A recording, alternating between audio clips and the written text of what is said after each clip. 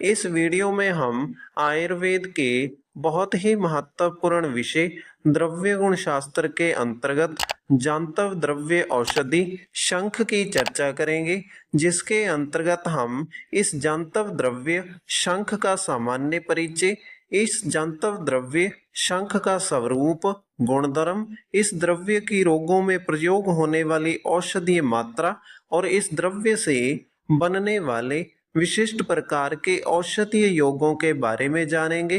तो शंख से संबंधित इस पूरी जानकारी को अच्छे से जानने और समझने के लिए वीडियो को अंत तक जरूर देखिएगा। तो शंख जांतव द्रव्य की व्याख्या में सबसे पहला हेडिंग इसके पर्याय का लिखा है, जिसकी व्याख्या में शंख के अलग अलग भाषाओं के वर्णित नाम लिखे गए हैं, जिसमें समुद्रज, कंबू और शंखनक नामक नाम लिखे गए हैं। इसके बाद अगला हेडिंग शंख के परिचय का लिखा है, जिसकी व्याख्या में लिखा है समुद्र में रहने वाले घोंगा जातीय एक प्राणी का यह आवरण है, जो सफेद रंग का मोटे स्तर वाला तथा आवृत युक्त होता है। यह मध्य भाग में खुला हुआ होता है। इन आवृतों के आधार पर ही शंख के दो प्रकार माने जाते हैं, वाम आवृत एवं दक्षिणा आवृत। रासायनिक विश्लेषण में यह पाया गया है कि इसमें कैल्शियम कार्बोनेट होता है। तो इस व्याख्या के अनुसार शंख समुद्र में रहने वाले घोंगा नामक प्राणी का आवरण अर्थात बाहरी कवच होता है, जो कि सफेद रंग का होता है। यह शंख मोटे स्तर वाला होता है, जो कि मध्य भाग से एक तरफ की ओर खुला हुआ होता है। इसी खुले हिस्से को आवृत कहा जाता है। शंख के इसी आवृत के आधार पर इसे दो प्रकार में बांटा गया है, जिसमें पहला वाम आवृत और दूसरा दक्षिण आवृत।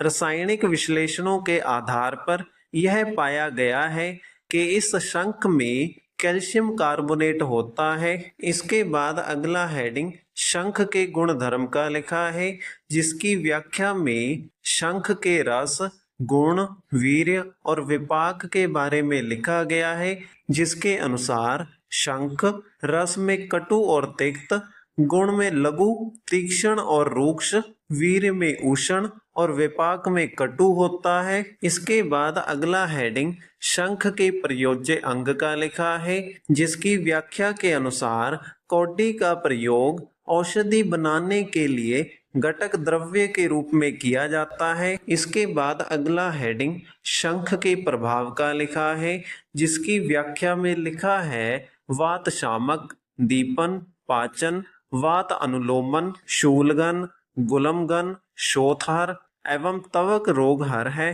तो अब इस प्रभाव की व्याख्या में लिखे गए लक्षणों एवं रोगों के अर्थ को जान लेते हैं।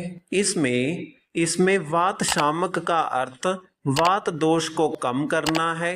दीपन का अर्थ पेट की जठराग्नि को बढ़ाना है। पाचक का अर्थ पाचन शक्ति को बढ़ाना है।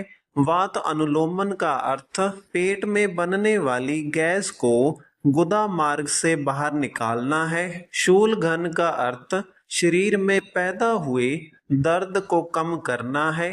गुलम घन का अर्थ पेट में पैदा हुए अफारे को कम करना है। शोथहर का अर्थ शरीर में पैदा हुई सूजन को कम करना है।